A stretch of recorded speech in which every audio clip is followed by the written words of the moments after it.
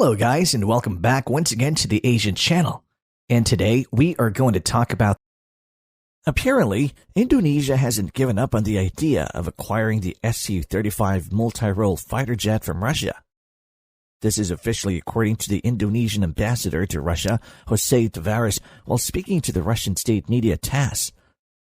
According to him, and I'm quoting here, Indonesia was currently awaiting a more accommodating environment before proceeding with the implementation of the contract. Tavares explained that indeed, at some point, Russia and Indonesia signed the treaty, and Indonesia has never terminated it. This statement comes despite the country has already purchased 42 Rafale jets from France worth $8.1 billion in 2022. Also, in August 21st last year, Indonesia's Air Vice Admiral Yusuf Jauhari and their defense minister lead the Indonesian delegates that went to the Boeing facility in 2023 to sign a Memorandum of Understanding, or MOU, to purchase 24 of latest F-15EX fighter, or more specifically the F-15 IDN, a variant specialized for Indonesian requirements. They also plan to purchase additional equipment aside from the F-15 as part of the deal. The total value of the contract is around $13.9 billion. Indonesia, meanwhile, put on hold the decision to purchase 12 second-hand Mirage 2000, 5 from Qatar, a stopgap until the newly ordered aircraft has arrived. But with the latest news, apparently, Indonesia hasn't totally abandoned the plan to purchase SU-35 from Russia. Or you could say they had a change of heart. Because in 2021, we all saw the news when the Indonesian Air Force chief then, Air Marshal Fajar Prasetyo, stated that with a heavy heart, Indonesia has abandoned the initial plan to purchase 11 SU-35 from Russia worth $1.14 billion that was signed in 2017. This was a very favorable deal for Indonesia, as Russia agreed to 50% of the contract would be paid by Indonesian local commodities such as palm oil or rubber.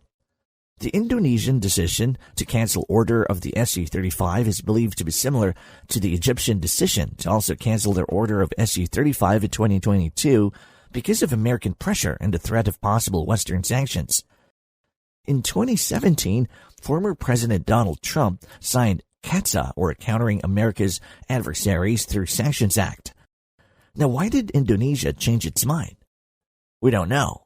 Maybe they're confident they wouldn't get sanctioned just like India, who continue to purchase Russian equipment because the United States is trying to lure countries with closer ties to Russia, such as India and Indonesia, to be on the American side. They probably think America wouldn't risk a diplomatic tension between these two strategic countries. Or it could be Indonesia is just trying to make sure the country's air power capability wouldn't be compromised by having all these jets, even if the deal with the South Korean KF-21 multi-role fighter falls apart. Remember, Indonesia planned to purchase 48 KF-21 multi-role fighter. The KF-21 stealth program is a co-joint development of South Korea and Indonesia, where Indonesia has a 20% stake on the program. But currently, the two countries are at odds, and South Korea threatened to kick Indonesia out of the program due to multiple reasons, such as the South Koreans' frustration that Indonesia is behind on the payment of the development of the program.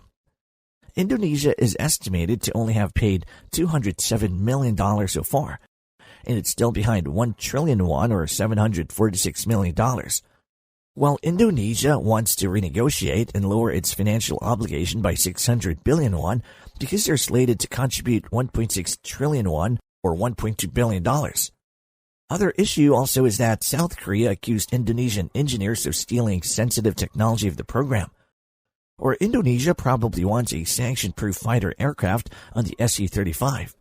Because the KF-21, the F-15, and the Rafale jet are either made by the US or their allies, because any possible conflict between the two, the immediate sanction from the U.S. to Indonesia could possibly render all those fighters grounded due to lack of spare parts and maintenance.